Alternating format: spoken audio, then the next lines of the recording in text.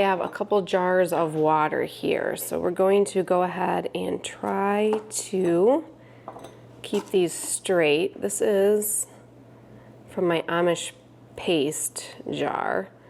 So I'm just gonna cut off a little bit above.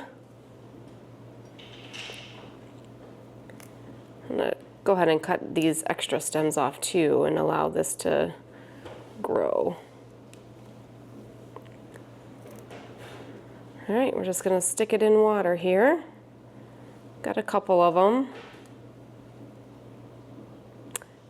Some of these aren't looking too hot, so I'm not sure really if we should be expecting anything. This one I don't really know. So we got about 3 out of those, so we'll see. Those are the Amish paste. I'm gonna label them.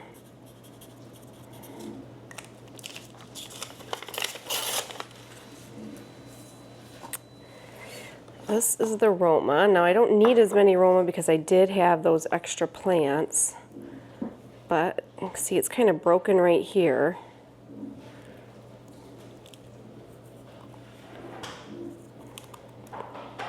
I'm gonna cut it right at that point then and kind of just let it in the water. Now, I do believe you could, if you didn't want to do the water, you could just put them right in the ground, these right in the ground, and they should grow roots as well. But I kind of want to monitor and see where we're at with them.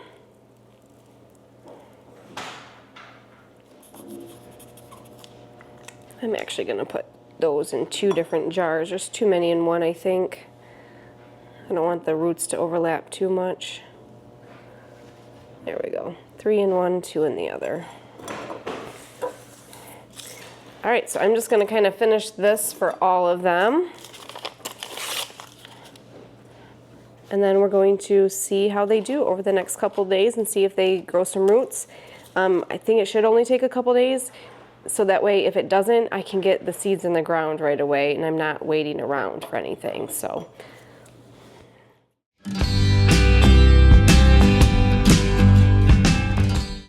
All right, now we can compost the remainder of our stems, and when we do this, we do have to harden off the plants again and get them ready for outside. So I am actually going to try and put them outside a little bit over the next couple of days as they're growing the roots to get them hardier.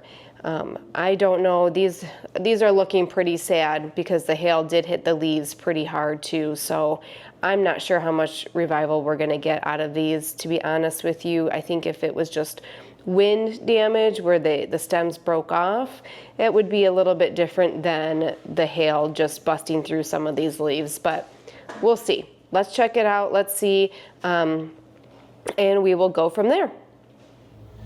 All right, so for my zucchini, beans, cucumbers, all the things along the trellis, I'm just gonna go ahead and just put a few seeds in the ground right next to it. I don't know that any of them are salvageable, whatever. I don't know that any of them are going to come back. If they do, great. Otherwise, there's other seeds in the ground and we can go ahead and hopefully get some produce off of there. So I'm just gonna go along the trellis and pop some seeds in.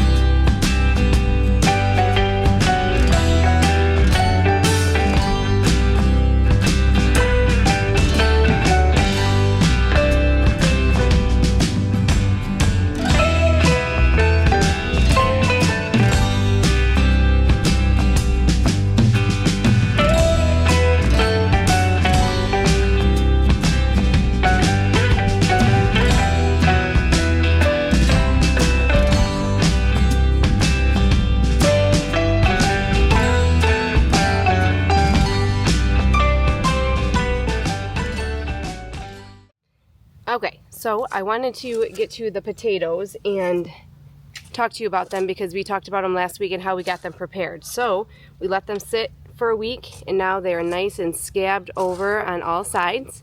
And all we are doing is putting them in the ground. I'm doing double rows about 10 inches apart each way. So, and then we are just mounding dirt on top to get them to grow nice and tall.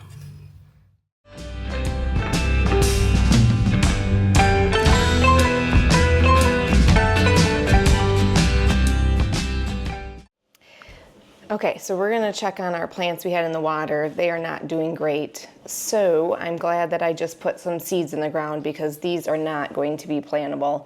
Nothing is growing roots on them. You can see this is probably one of the healthier ones and that's nothing. So unfortunately, I think our plants were just destroyed to the point where there's no regrowth that's gonna happen. So I'm gonna get rid of these and just hope that whatever I planted in the ground will sprout soon.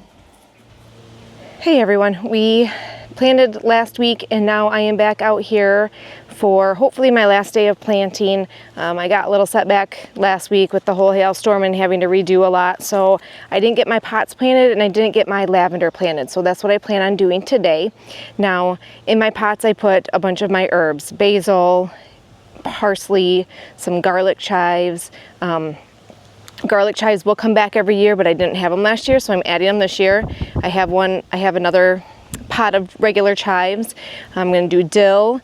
I started some time in oregano, but it didn't go all the way, so I have to restart that. But anyway, I want to get all my pots planted and get that going.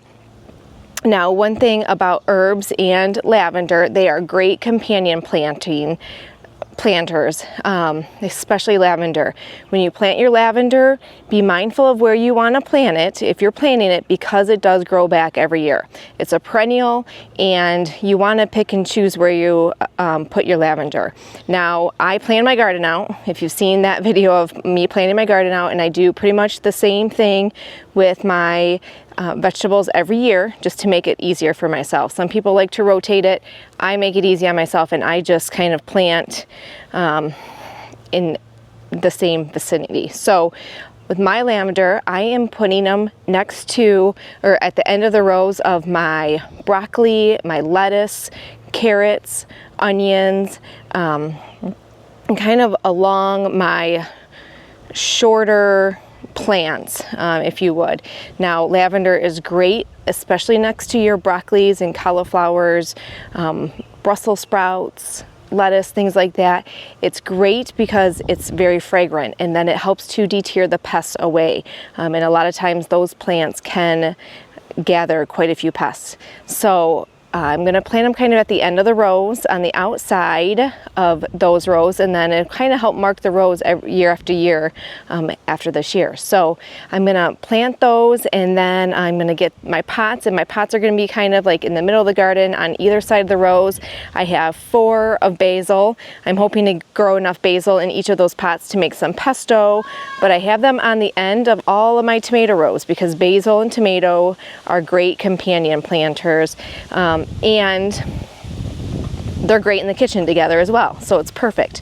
So I'm going to do that, and then I'm just going to kind of scatter all my chives, garlic chives, dill, parsley, scatter those around as well as we get going. So let's finish this day. Let's get everything in the ground and in the pots, and hopefully get going with the garden.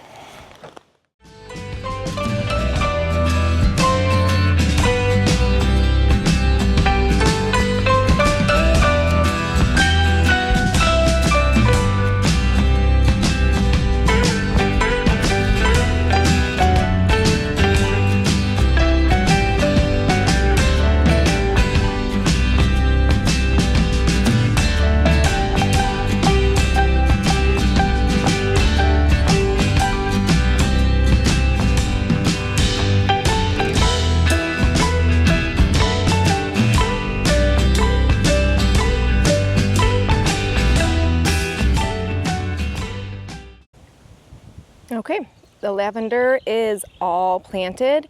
One thing I did forget to mention is lavender is also wonderful in your garden because it attracts the bees, right? It's a great pollinator. So as the lavender is blooming, our pepper plants, our tomato plants, and a lot of our other plants that are flowering and need to be pollinated, it allows the bees to kind of attract to that garden. So it's a great plant to have.